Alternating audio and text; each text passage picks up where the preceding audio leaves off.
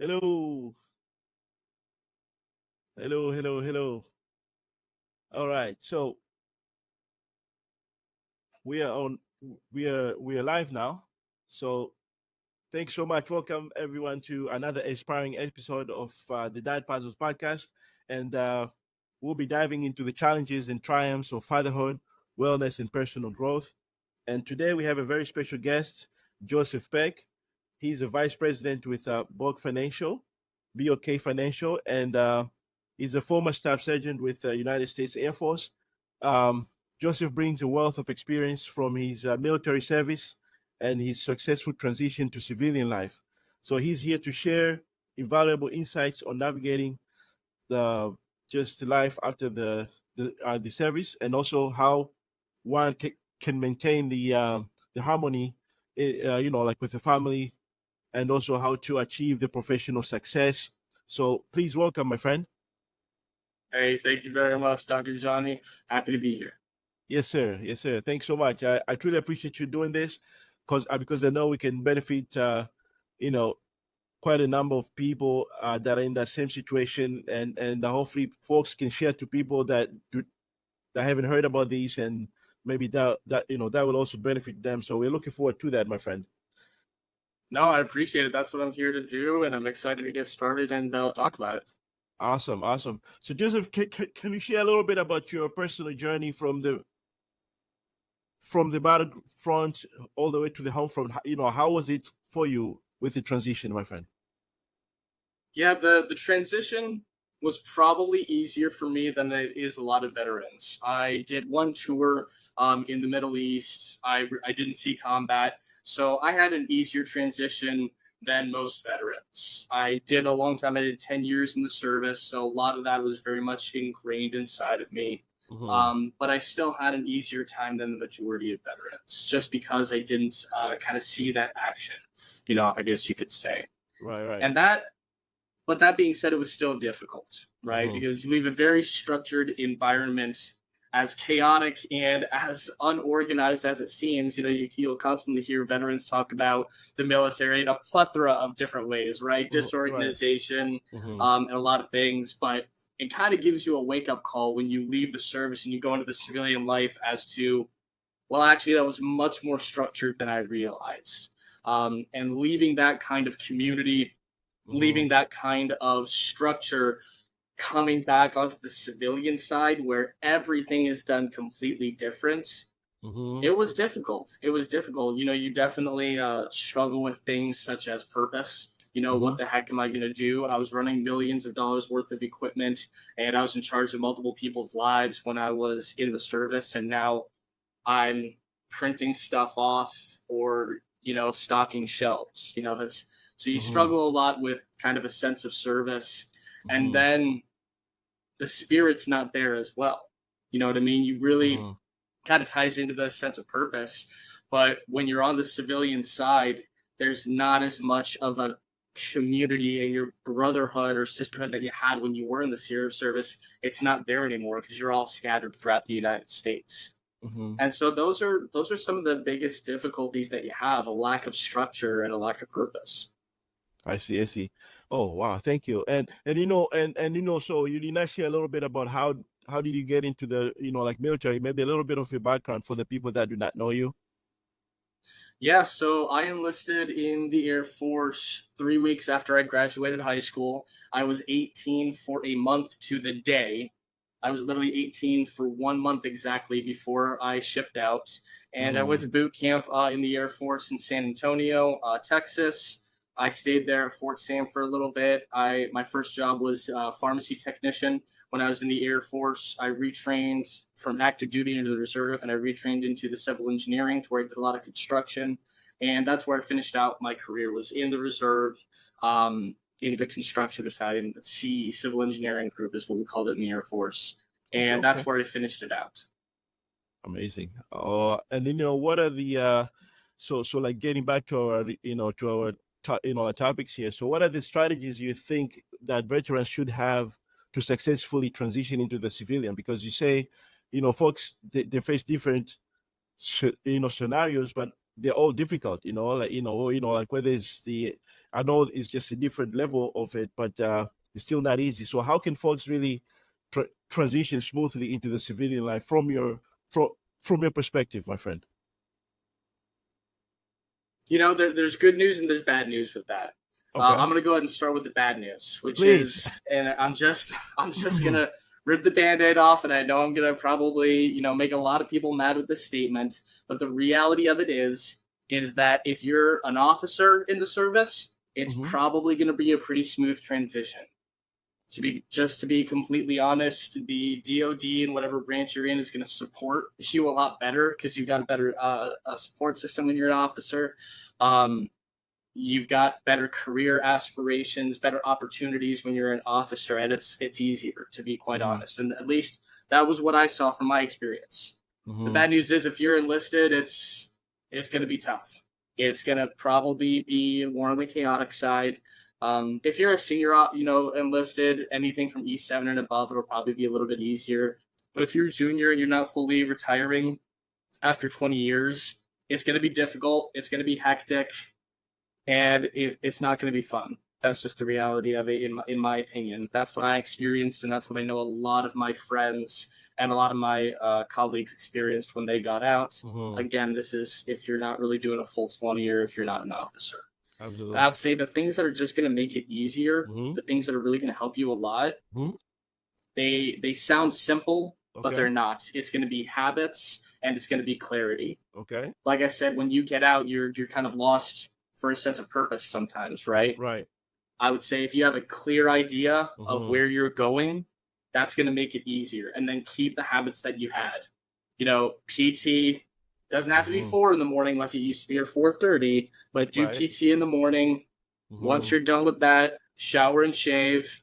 Maybe not Hmm. shave, as you can tell, but Right. shower and get ready for the day, and Right. then attack it with what you have with the same structure and the same dedication you had to when you were in the service, whatever that is. If that's education, great, do that with college. If that's work, apprenticeship, or looking for a job, attack it Hmm. with that same purpose that you had before. If you have a Okay. Okay. clear goal when you get out, and that's Hmm. honestly, that's sometimes the hardest part. So Right. reach out. There's a bunch of different support systems for what to do after you're out and stuff. But the trap Hmm. a lot of guys get stuck in is they get out, don't know Hmm. what I'm going to go do, so they're going to Right. go and just get a job stocking shelves. And not to degrade that kind of position or anything, but that's not going to give a veteran sense of purpose. That's not going to give a veteran a sense of accomplishment after all the things that you did over the last 4, 6, or 10 years. Wow. We can really marry what you just said to folks retiring, which is everybody. It doesn't matter which field you're into, because most of the time, the experience I've seen is whenever you retire, you have somebody very healthy. The moment they retire, it's just breaking down, oh, the problem with this, problem with that, because they don't have that structure anymore. So, my friend, if they Right. continue with that structure after retirement, but doing fun things, don't let yourself lose and not doing, not have any structure, because you will break down. So this is amazing. um is I think it's a very helpful tip. So thank you, my friend. No, absolutely. That's the key. I work in finance. I specifically work in financial planning, and you hit it Right. right on the head, right? This Right. is not just to veterans, this is to everybody. If you retire and you stop doing something that you've been doing for a very long time, that is very structured and that is heavy on habits, something you've Right. been doing for 10, 20, 30, 40 years, Right. then the second you're done with that, a lot of people just stop. And what you see a lot of times when people retire is they don't do anything, or Depression. they do everything, right? Hmm. I know lots of my clients, lots of people, they actually get busier when they're retired than they Hmm. were when they actually had a full-time job, because they've got Hmm. pickleball, then they've got water polo, then they're going hiking, and then they're going Right. painting, and they're doing all these things, right? Right. But I'll Right. tell you right now, if you have one side to be on where you're super active or you're not active, the super active people are going to be happier, they're going to be more driven, Right. and I'm not a medical doctor like you, Doc. I can't speak to it, but chances are that they're probably going to live longer and they're going to be healthier because they're active for both their physical and their mental. Want real results that last? Stop wasting time on quick fixes. A no-fat approach to sustainable fitness, radiant health, and mental well-being is your roadmap to lasting transformation. Learn how to fuel your body, move with joy, and cultivate mental strength, all without the restrictive rules. Start your journey to sustainable success. Download your guide today. Absolutely, it makes sense, and also like the issue with the mental health, because when you don't have much going on, you don't have the structure, depression sets in. A lot of things, Right. like the whole loneliness, and if you're not active, like you mentioned, that's the pathway to the whole metabolic syndrome, which is the whole like diabetes and all that stuff. So, my friend, this is very useful. Thank you. I know, like for instance, my dad, may he rest in peace. He was a plant pathologist, so he was a researcher. He was very busy, but after retirement, it was easier to continue doing similar things like advising folks. He likes to teach, to like consult people. He was volunteering, teaching, like in different, like programs. So he tried to keep himself busy. So that was very helpful. But unfortunately, lifestyle, you know, ended up taking his life in terms of, just his health. Sorry. So I I definitely, as like see that is a good advice to have to everybody that is about to retire. Like have a goal and definitely plan. So that you don't end up being a victim of this. So thank you so much for sharing this, Joseph. So what advice do you have for maintaining that? Like the family life and parenting, because this is totally a different. You know, is a different animal. We can say so. So how do you transition to that, my friend? Well, when it comes to the family life and parenting and having, that military experience, how Right. does it correlate? How do you handle being in the military for so long and being gone all the time? And again, to kind of reiterate what I said earlier, in Right. relation to maybe not your average veteran, but what Hmm. the normal civilian would think of as your average veteran, your infantry, Right. artillery, things that are really on the front lines. In Right. relation to a lot of those guys, I was home much more.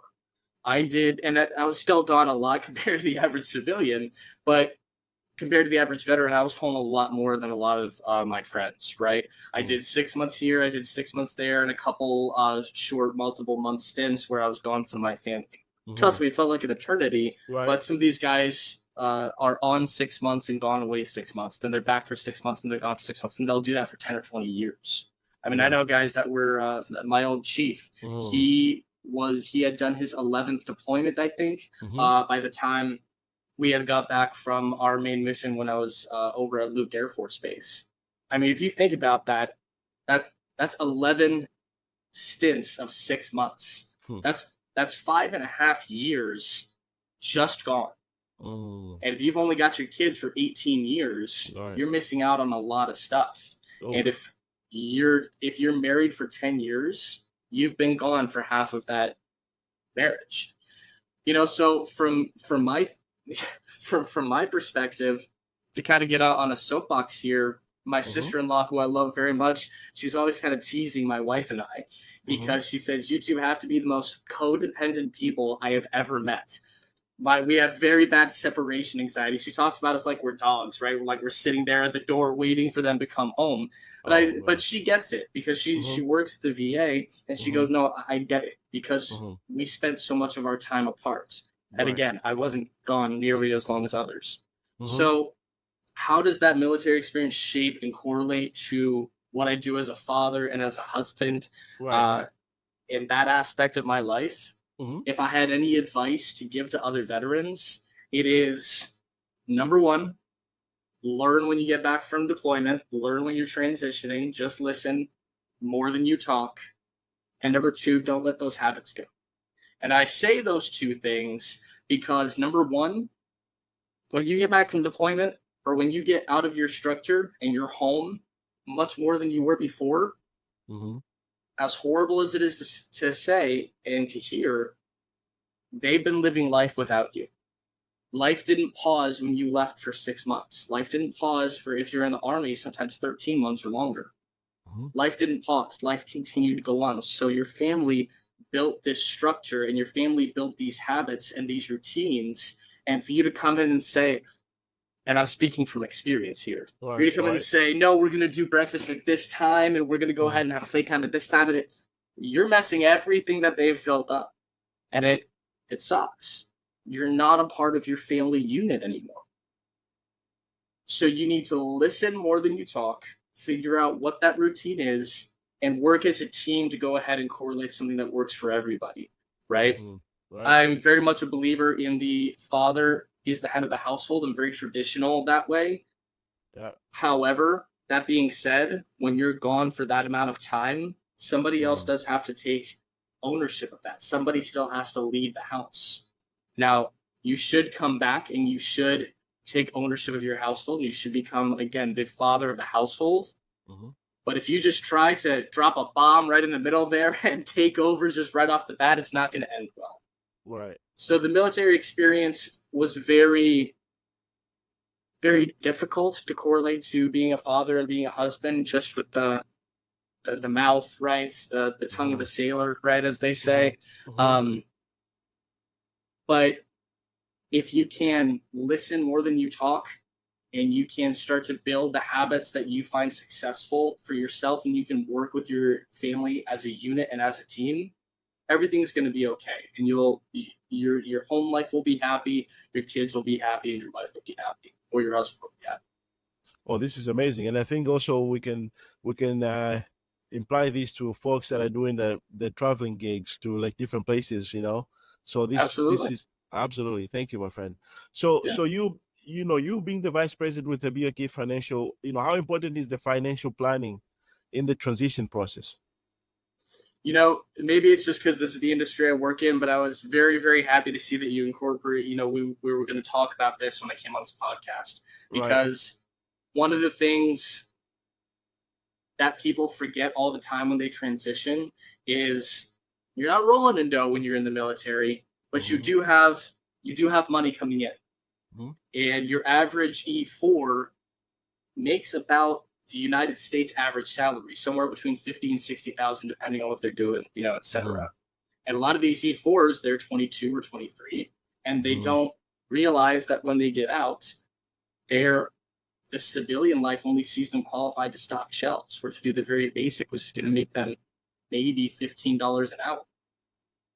That was something that I experienced, right? I got out. And I was the inpatient pharmacy manager initially when I left active duty. And so I was 21 years old, and I was in charge of all the medicine for all the clinics in my hospital at 21 years old. Now, Dr. Ajani, in the civilian world, have you ever seen a 21-year-old responsible for an entire inpatient hospital? You've never seen it. It's never going to happen. It's never going to happen. Nobody told me. It's a system that it's been there for a while, Right. Yeah. Right. So I came out, and I've been doing all this research that I thought was good. I'm an inpatient pharmacy manager. I should make $120,000 when I get out of the service. Man, I'm going to be set for life. I got out, and they're like, you are qualified to count pills by 5. What are you doing?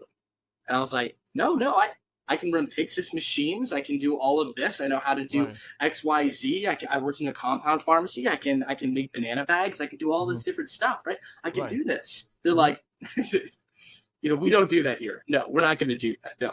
And so that was a wake-up call. And then I realized, nobody's going to hire me for more than $15 an hour. When you get out, you really have to understand that the civilian world is drastically different than the military world. You are going to be in charge of millions and millions of dollars worth of equipment that nobody is going to trust you to do at 22 and 25 when you become a civilian. Not a single person is going to trust you to do it. And this is pretty heartbreaking, because what do we see on the news all the time? We love to hire vets. We are a big veteran for big company. We love to do this. We love to do that. Veterans. When you get out into the real world, nobody actually cares. And that's what's pretty heartbreaking, is that people will appreciate you, but when it comes to corporate world and jobs and careers, maybe I shouldn't say that nobody cares, but the reality is that it is not what is advertised to veterans. Unfortunately, it's bureaucracy, my friend. Yeah. You have the systems in place that they say, okay, you have to have these many certificates, you have to go to these many schools for these many years, and so you have all those systems, and of course there's a lot of who so Right. if you're if you're not lucky enough to know somebody or have the education and the time already in the in the system in the real world, then it becomes really tough, and I think they should create a system where folks like yourself with that experience can easily transition to, so you continue using that experience and maybe take like taking something like education part-time to kind of support the real world stuff, so that when you get out you're good. Right. And well, that's even a double-edged sword too. And maybe I shouldn't be, shouting it out like this, but people in my personal life knew this. Back in, I think this was 2016, when I got out of pharmacy and I was in the reserve and I was about to go into construction. I knew I needed to go back to school, right? I was like, all right, I know I need to go get my bachelor's. I had already had my associate's degree through the Community College of the Air Force, which is nationally recognized and accredited. And it was in pharmacy sciences. I had all of my electives done. I had an associate's of science. This is the problem with a lot of that kind of advertising, and like you said, in the bureaucracy. But also, there's a big issue with a lot of organizations will see a veteran, and from my personal experience, they'll see a cash cow because we have a GI Bill. So I applied, and this is just my opinion, but I applied to go to Arizona State University. And for the record, my associate's degree was a 4.0, just so we're very clear on that. That's right. I applied to go to Arizona State University with my associates, which my CCIF, or Community College of the Air Force degree, transfers almost anywhere. I got a letter back that I was rejected, and I was either going to have to go back to community college or I was going to have to start from scratch as a freshman at Arizona State University. And I was like, wait, I've got business classes, I've got science, I have everything here for my associates. And I was told by the military that this would transfer. Right. And what I had been given to understand kind of as I started talking to some of the counselors, and then as I started talking to a lot of my other veteran friends who didn't go to ASU and other colleges like that, they go, oh, well, they see the GI Bill and opinion, but they see the GI Bill and they see 4 years that you don't have to pay for, that they're going to get a ton of money out of you. And I was like, wow, that really stinks. Luckily, I went to Grand Canyon University. They accepted my CCAF. No problem. I only needed 2 years of education after that, and I got my bachelor's degree in business management. And I didn't have that problem with them. But that's another kind of an issue, is that veterans will just be kind of seen as a cash cow with that GI Bill, right? So I guess kind of what my point is here is very similar to as you're in the service, especially as an enlisted guy. There's a lot of forces working against you, trying to stop you or hinder you, and not necessarily sabotage you, but really hinder you from getting to where you want to go. All right. Bringing it back to that financial planning aspect.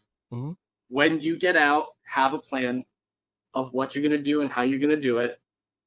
Every plan is good until you get punched in the mouth. Have a plan, do your best to adapt as you go on, and try to have 3 to 6 months worth of cash saved up, because you're going to need it.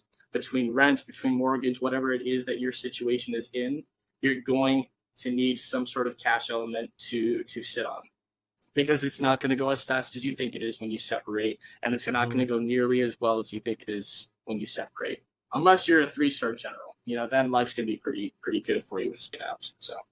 Wow, my friend, just to make you not feel too bad, like we're together on this, because I was initially from Africa. I came here when I was 21, so I did my, I finished my high school there, which is advanced level, because there's a British system. This is Tanzania, and to come into the States, I did the college, classes, but I tried to transfer most of my classes, and it was a tough thing to do.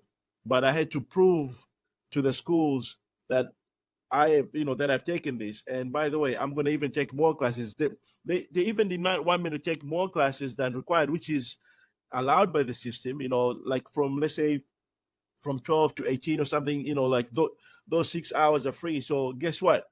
I'm taking 18, So Right, every right. time like you do that, they were fighting you. Like you have to go through hoops so always you have to fight against the system to get things done. And yeah, All the time. Yeah. and unfortunately, this is the advice to dads. You definitely should not accept no for an answer. I mean, unless you have tried enough, then go ahead. But otherwise, you have to try something, because if you do not, you're going to spend more years, you're going to spend more money, and you know. T- so I'm with you, my friend. This is definitely not only your field. I've seen it also on my aspect, and many other folks that are transitioning from other countries. If they come here, the system wants them to pay that international, like student fees. They do not accept your credit, and unless you really fight for it. So I guess the struggle is there, my friend, especially when it comes to the money, unfortunately. Oh, absolutely. Well, and I think you hit it on the head. This is, in reality, this is kind of what it's like to be a father also, right? There's Right. always outside forces working against you. I mean, you gave me a thumbs up, so I'm going to go out on a limb here and say you're a much more traditional father as well. You run your household more traditionally. There's a Mhm. lot of forces in the world today that are working against the traditional family, right? And Absolutely, it's our yes. it's our jobs as fathers and as husbands Mhm. and as leaders of our household Right. to, I guess, lack of a better way to put it, suck it up. Mhm. You're gonna hit the wall. You Mhm. can either break through the wall or you can go around. But what you're not allowed to do as a father, and what you're not allowed to do as head of your household, is Right. say, well, there's a wall here, I guess I'll sit or go back. You're not allowed to do that. You Right. can only go through or figure out a way around. Because your Absolutely. kids are also watching. And I Right. don't know about you, but I'm assuming so. I know for me, I don't want my kids to be as good as me. I want my Mhm. kids to be better than me. Better. I want them to have better opportunities. I want them to be better men than I am.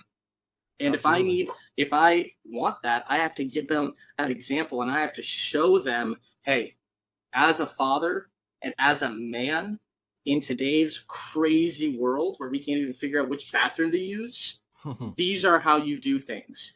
And Mhm. should you have the world against you, Mhm. you've got to find a way to fight through it. There's no path but forward. And we really have to live that example for our children. My friend, this is very important. The struggle is real. Not only that, even for like personal things at home. How do you handle yourself when you have arguments with your wife, for instance? How do you handle that? How do you have the difficulties with other people? Your kids are looking at it and taking notes. Oh yeah, so this is what I should do. So try your best to not provide a bad example. Show Absolutely. you gotta show their maturity level, and you gotta let them know that what is the big picture. you know Yeah.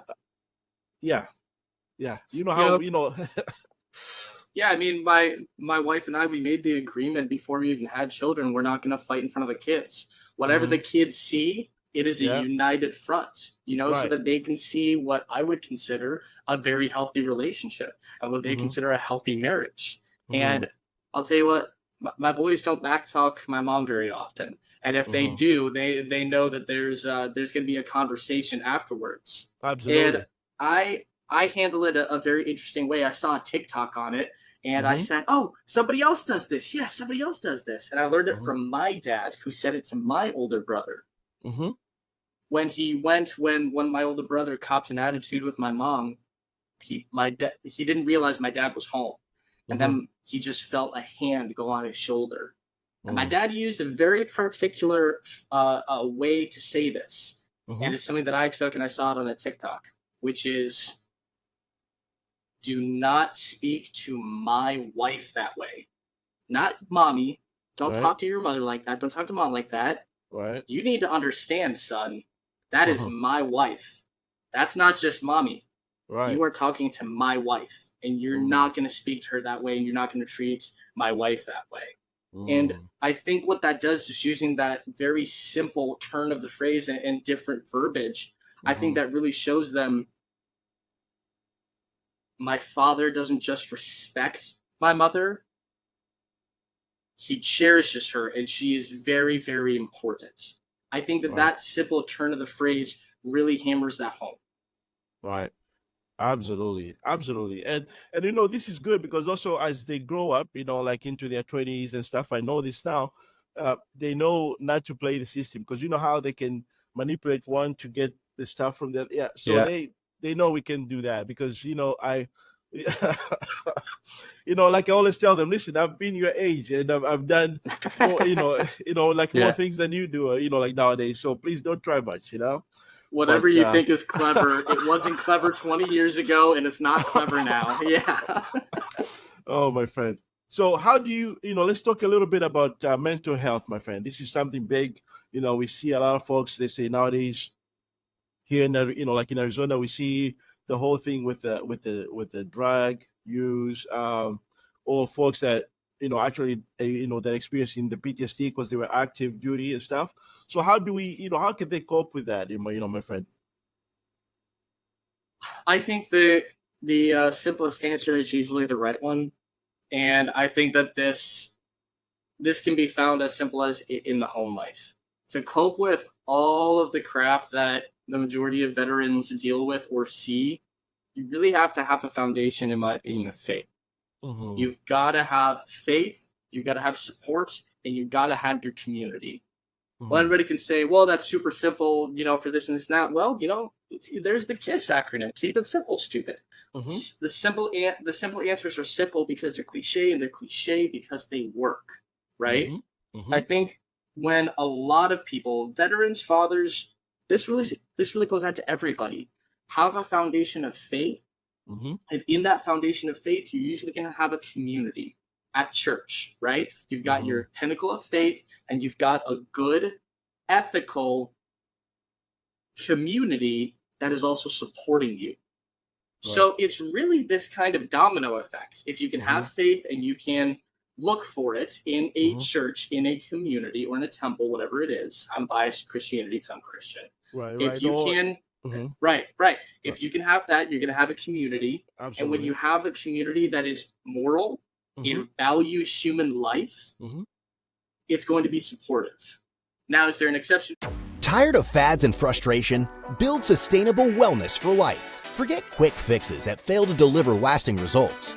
Imagine feeling energized, moving confidently, and radiating health for years. Achieving true wellness isn't about exhaustion or deprivation. It's about building habits that fit seamlessly into your life. Invest in yourself today for lasting fitness, radiant health, and mental well-being. Ready to transform your life? Click here to learn more. By purchasing the book, you'll gain lifetime access to updates, newsletters, future editions, and exclusive wellness bonuses from the author. Start your journey to wellness now. Every rule? Are there outliers? Is there a bad apple in every bunch? Absolutely. Mm-hmm. But you can ignore those apples. Just this morning, my son said, there's a squishy part in this apple. I said, don't eat it. I'll eat it later, whatever, right? Put it to the side. You don't need that. You don't have to look at that one. Right. But at the end of the day, if you have a support system of faith, a community that supports you, your mental health will probably be okay. I'm by no means an expert on that. However, lots of my friends who have struggled with PTSD and have struggled with these mental issues because the VA hung up on them 4 times, speaking from experience, when you're trying to get one thing done, or nobody understands what it's like because you were 20 years old, you were getting shot at and shelled, and then you came home and you're stocking shelves, and you see these images all the time and you can't sleep at night. You've slept 2 hours in the last 3 days.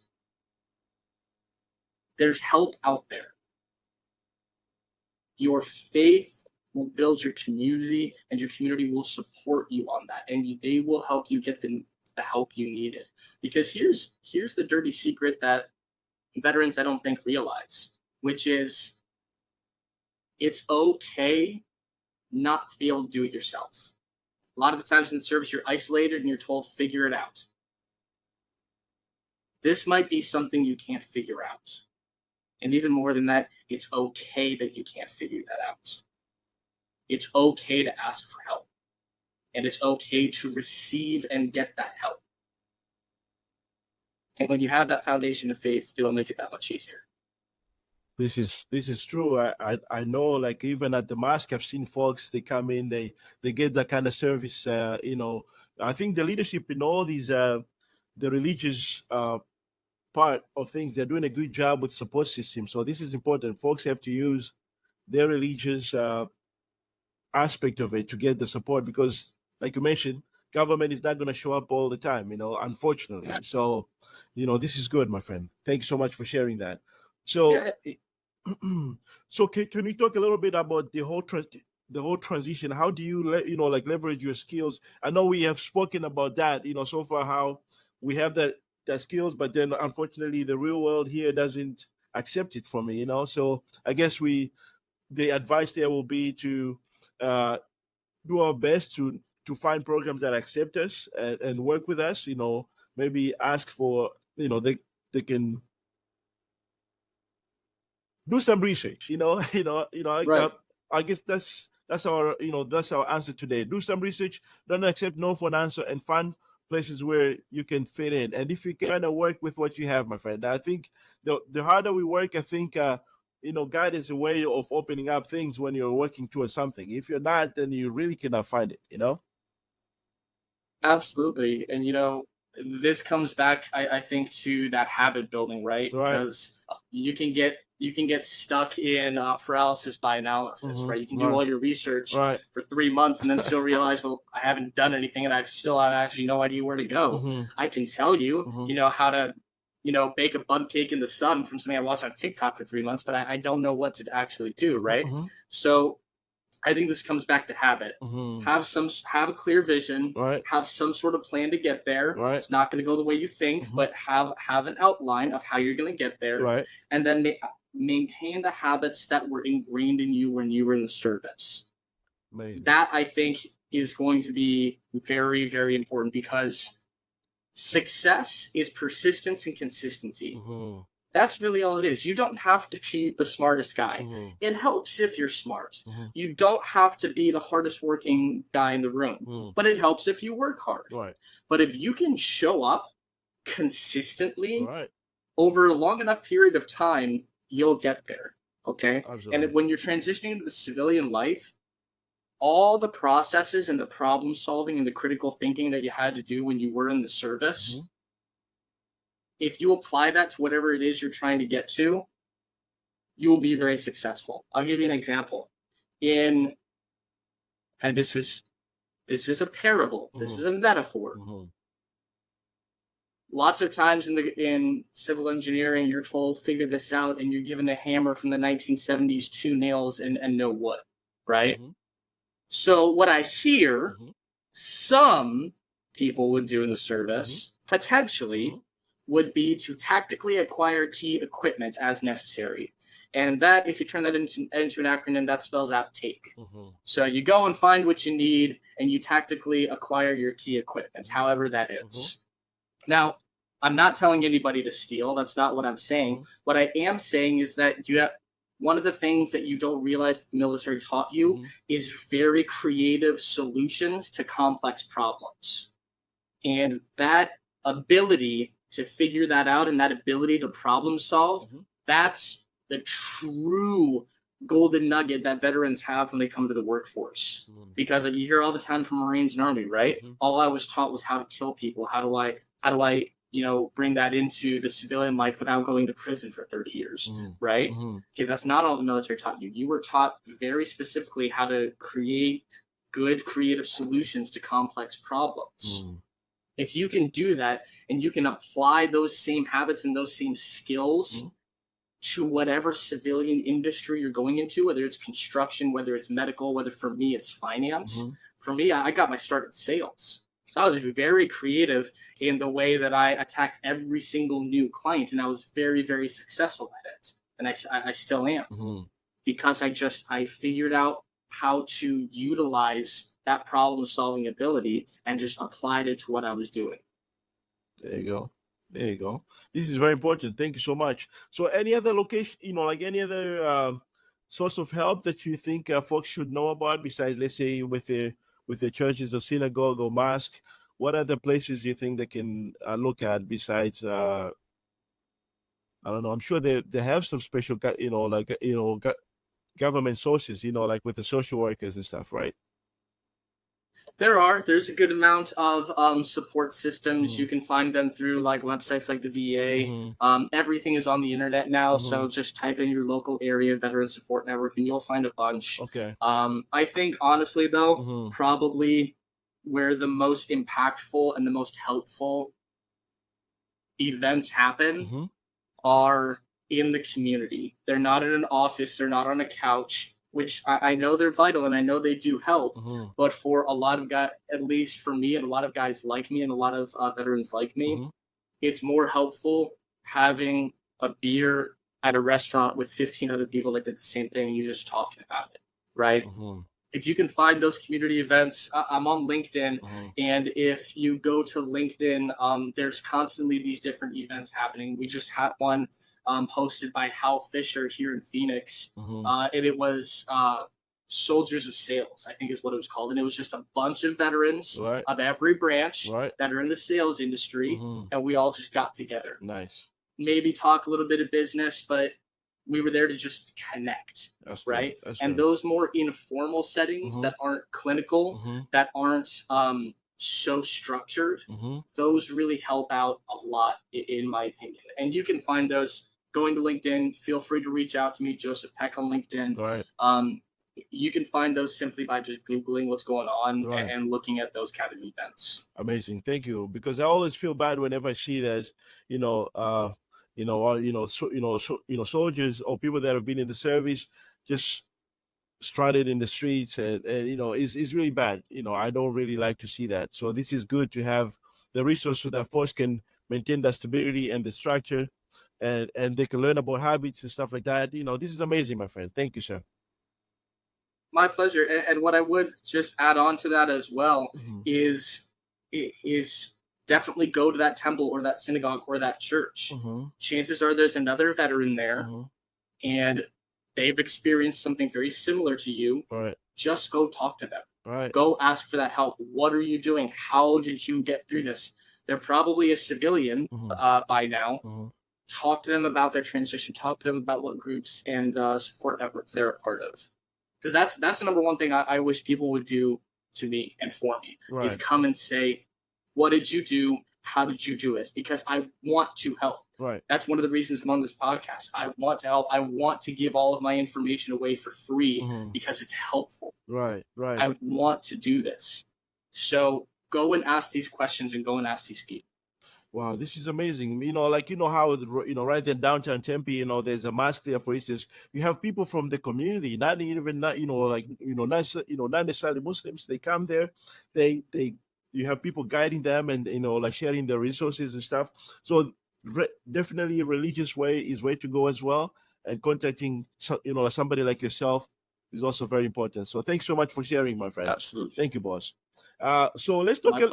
Let's talk a little bit about, let's say, with the personal growth, my brother. How has that, the military service helped you? Besides, I know you've talked about habits and stuff. Did you get to develop that before or after?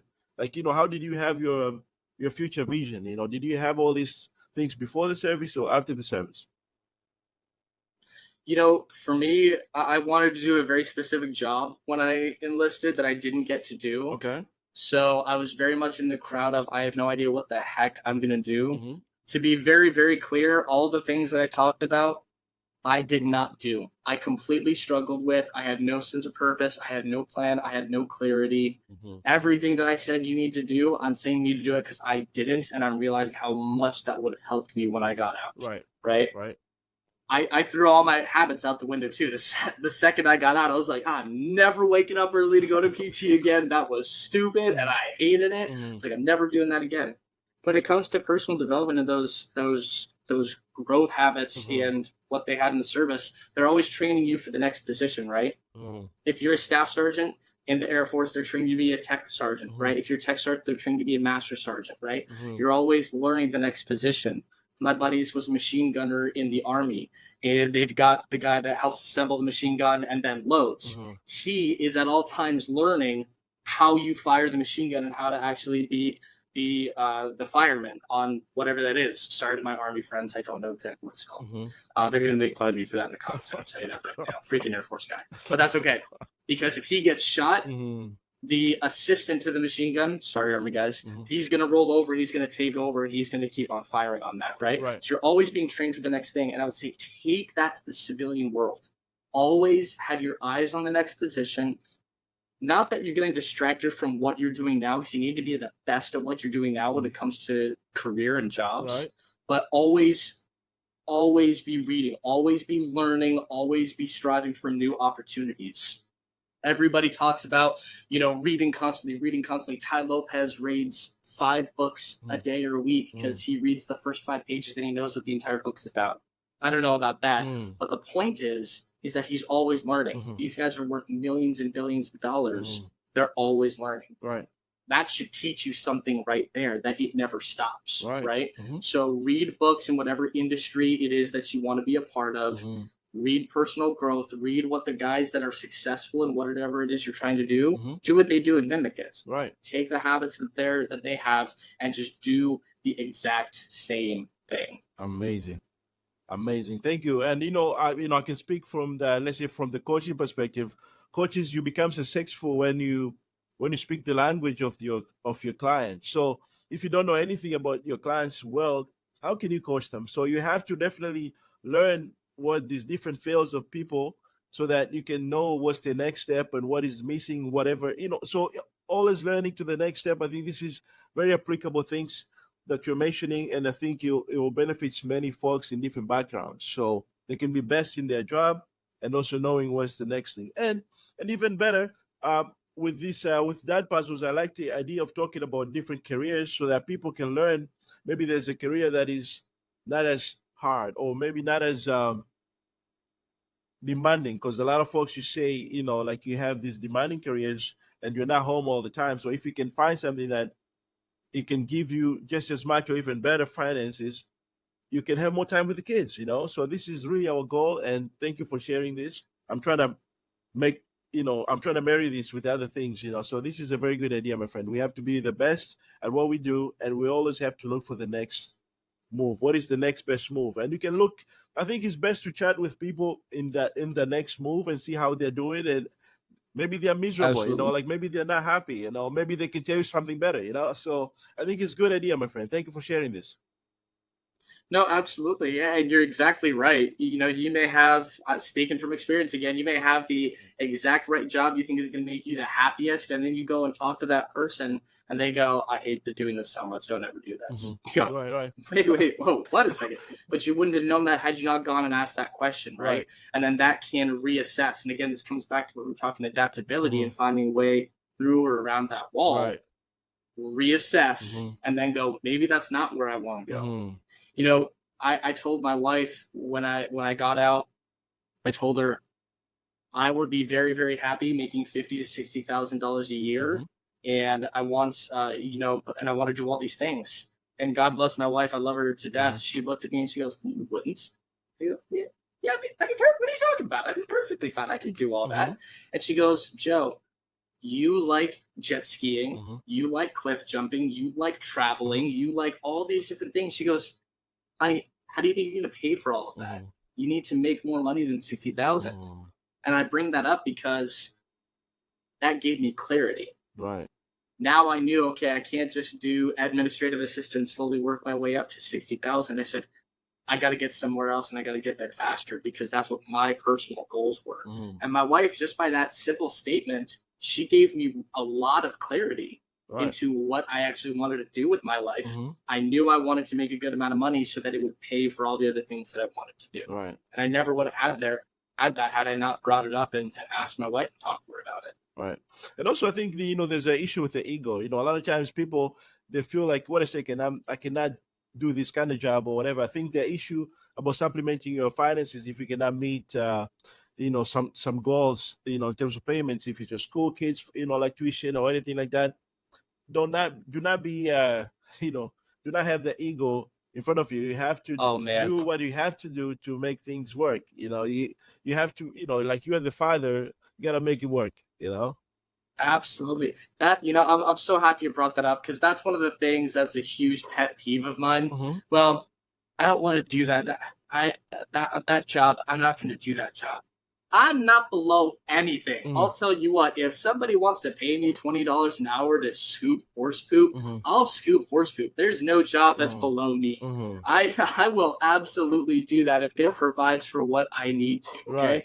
I don't know where this sense of entitlement has really come from in my generation and the generation below me, to where we're too good for something, Mm-hmm. or we're entitled to something. Mm-hmm. When you're 22, 25, 30, you're not entitled to anything. You haven't earned anything yet, right? Mm-hmm. I'm not below Mm-hmm. doing really crappy work. Mm-hmm. Okay. Once you build up your career, Mm-hmm. then you get to go ahead and say, once you're worth a certain amount of status and Mhm. money, Right. then you can go ahead and say, okay, that job is beneath me, not because my ego is too big, Mhm. but because all of my different roles and all of my different responsibilities are Mhm. up here, Mhm. right? But Right. guess what? By that point, you're not looking for a job scooping horse crap, okay? Mhm. You're already handling bigger responsibilities that pay more. Right. So I can't stand it. I'm not below anything, man. Mhm. If I lost my job tomorrow, you better bet that I would be at the QT gas station here in Phoenix pumping gas for people and Mhm. checking out snacks. Okay? Right. I Right. do not care. You are not above that. You're providing for the family. That's the most important goal. So it That's doesn't it. matter, like you're not asking people for money, and you're working, Right. this is hard earned money. Like you're doing this as a dad, and I think it's a good example to teach to our kids as well. Thank you, my friend. Absolutely. Absolutely. Put your pride and ego to the side. Right. It's the number one sin Mhm. that Lucifer had. Pride is not going to help you get to where you want to be. Absolutely. Humility will, Right. and an open mind to learn. That will get you where you want to be. Thank you, my friend. Absolutely. So, boss, how do you get to balance? You have family life, you have work that is too demanding, and you have kids at home that that demand, and and actually, in your case, you're not very busy. I think you don't have. I think you have plenty of time. You only have. I'm just kidding. Oh yeah, no, I got all the time in the world. That's why we're doing this at 7 a.m. Right? Exactly. Oh my goodness. Yes, sir. On a holiday, right? Yeah. Yes. With the balancing, I think it's all about prioritization. Mhm. Before we started recording, we talked about how many kids we had. Right. After 2 children, it's just a juggling act, right? Right. That's really what it is. You're just trying to juggle more. Mhm. And it's all about prioritization and sacrifice. Right. You only have so many hours in the day. Mhm. You got to prioritize what is the absolute most important. My faith is important, so prayer and reading scripture every single day. Mhm. My family is the most important. I want to be present for my children. I need to be present for my wife and taking care of them Wow. and showing them what it is to be a man and the father of the household. Mhm. But I've got to do. The only way I can do those two is if I have a roof over my head and food on my table. Mhm. So I'm working at all other times, Mhm. right? Right. Do I play video games? Sometimes, Mhm. but I don't sit down for more than probably a half an hour to an hour, maybe once or twice a week. Mhm. And really all that is for me is a complete reset. Mhm. Because in my opinion, the truth of it is that it's a waste of time for the most part. If it's not just a complete reset and kind of a mental escape for you to be actually some sort of therapy for you, to where you can kind of step away from the real world for a moment, Right. it's kind of a waste of time. So my priorities are all about faith, my family, and my work, and how I provide for all of that. And what it takes to prioritize all of that and to accomplish all of that in a short, it's not a 24-hour period. You've got to sleep 6 to 8 hours. So it's closer to a 12 to 16 to an 18-hour period of time where you have to fit all of this in, not counting cleaning yourself and making food for yourself and eating and all these just basic housekeeping things. It's sacrifice, okay? I didn't do it this morning. It's a holiday, and I'm getting on a podcast today with the doctor. But I try to get up almost every day at 4 in the morning to go to the gym. I do my best to do that. Am I perfect about it? No, I'm sorry. I'm not Dwayne Johnson. We're 500 million, and I don't go to the gym as soon as I land at 12 a.m., right? I don't do that. I'm exhausted. But I try to do it as much as I can, and I'll sacrifice some of that sleep to take care of my physical and my mental body and my mind so that it takes care and I can focus more at work. So I think it's all about prioritization, and it's about sacrificing the right things for the overall success of the family. Oh, that's amazing. And I think this will be also the same thing for like veterans that are trying to, switch into the, real, into the real life, and when they have the family, and the work and the stuff like that going on. And it's really hard, honestly. It's not that easy. Imagine yourself, you do not have a job and you're looking for a job and you have all these things happening.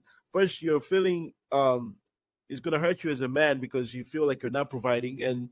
And yeah, I don't want to go there, my friend, right? It's Right. yeah, I've been there, and but I think the best thing we can say is like definitely keep yourself busy, have the structure like you mentioned, and also, and actually reading the scriptures and stuff. This is a beautiful thing because, you know, it gives you the calmness, like assurance, and a lot of times, for instance, I don't know, like I remember also for my case, it helps with the memories and all these things as well. Like people are surprised, like, oh, how do you get to memorize all these things? I guess because you have experience memorizing your scriptures and stuff like that. So Right. bro, there's so many things we can go into about scripture. So I want folks to really take advantage of of the religious background. This will make them much better in my perspective. I absolutely agree. And you hit it on the head, right? Right. I was the same way. My dad is an Orthodox priest, and I'm actually a clergyman of the Orthodox Christian Church as well. And I get asked all the time, like, wow, you have a really good memory. Like, how did you get that memory? It's because, well, when my dad would drive to a random church, I grew up in the Midwest, to a random church 2 hours away in the Midwest, I would go with him, and I would open up my Bible, and he'd point to a verse, and I would memorize that verse, and then he'd quiz me the entire way. And that's how I learned my scripture. It's how I learned my love of Christ. It's how I learned my faith. But it paid off in dividends. Wow. Now I can remember the most obscure thing. And in sales, it teaches me to remember what my client said 10 minutes ago that I can help use to go ahead and close my deal. Just because I was able to pick that out, memorize it, and bring it back in. So it ties in professionally, personally, emotionally, and spiritually. Everything about that. Just reading scripture. I absolutely. Want real results that last? Stop wasting time on quick fixes. A no-fat approach to sustainable fitness, radiant health, and mental well-being is your roadmap to lasting transformation. Learn how to fuel your body, move with joy, and cultivate mental strength, all without the restrictive rules. Start your journey to sustainable success. Download your guide today. Brother, because if you see, I don't have the book here with, which part of Midwest, by the way, are you did you grow up in? So I was born in Michigan, Okay. but I grew up in Alaska, Ohio, Illinois, and then I moved out to Arizona when I was 9. Oh, so dad was in service as well, or? No, my dad was an Orthodox priest. He was a missionary. So he Amazing. went to seminary up Different in Alaska. places. Okay. Yeah, and then we moved to Illinois for his first parish. Then we moved to Ohio for his next parish. And that's what he would do. He would just go out from his main church, Right. and he would go to these just little churches, and he would preach, and he would hold services there. Amazing. Yeah. Amazing. Wow. I've been to all those places you've been already, so which is amazing. From Illinois, Ohio as well, and also to, like Michigan. I've been to the place as well. Like Novi, all those areas. This is a beautiful, my friend. Nice. Yes, sir. Beautiful. Yeah. So this is good. I guess today we have shared so much stuff, especially like for instance, like you mentioned how your dad was quizzing you. Also, I remember with the, like in Islam, you have the Quran. Imagine the whole book, brother. People memorize the stuff, This is also amazing, right? yeah. Your memory just goes, like you become much better. So if we can really definitely go back to the roots, I think it makes us better.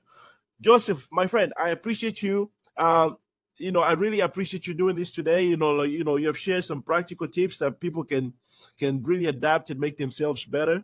And also this journey from the battlefield into the home front, even though you have shared how your way is being unique. And but thank you so much for really sharing this.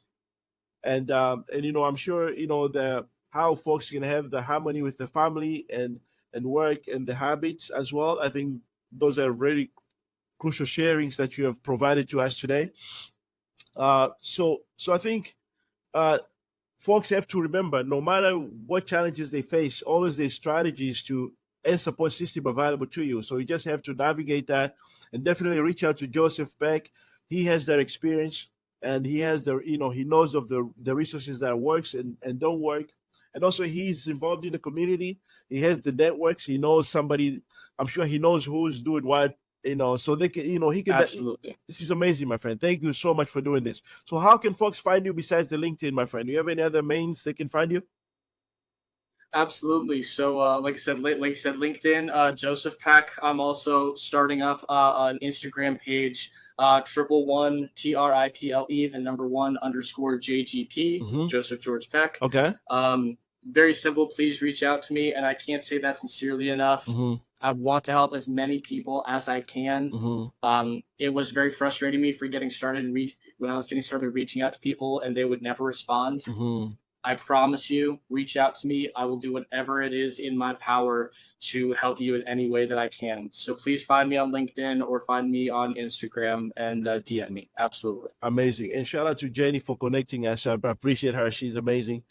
Yes, thank you, Jenny. Yes, sir. Yes, sir.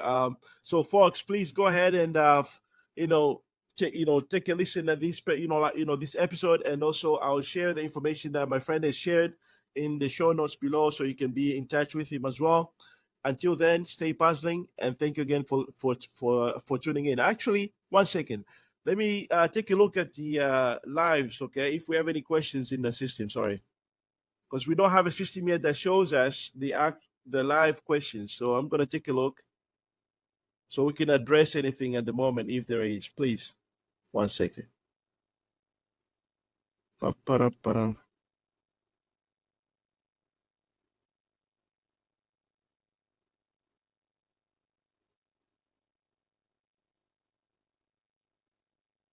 Notification, live. Okay. So as usual, I think, and a lot of times folks, they're not as straightforward. They'll come up with questions afterwards, no problem. And also you're free to DM us any questions, because sometimes people they're still on the shy end. So we accept those DMs, and we can respond to you, no problem. This is a big move. I totally get it. I understand.